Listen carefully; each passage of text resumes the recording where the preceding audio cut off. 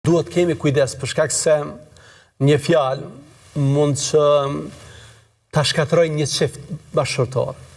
Një fjalë mund ta prish baban dhe fëmijën.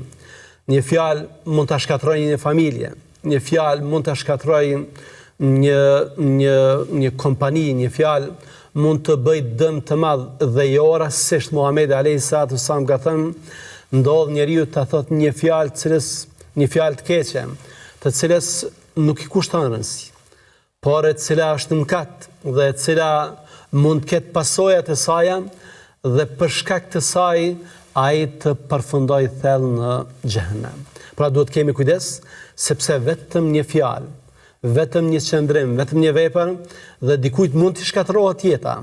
E pastaj ne tek Allahu te bareke ve teala të kemi dënim të madh, nga se thjesht kemi qenë të shkujdesur, kemi qenë të pavëmendshëm, nuk i kemi kushtuar rëndësi fjalëve dhe veprave tona, prandaj edhe e meritojmë një dënim të tillë.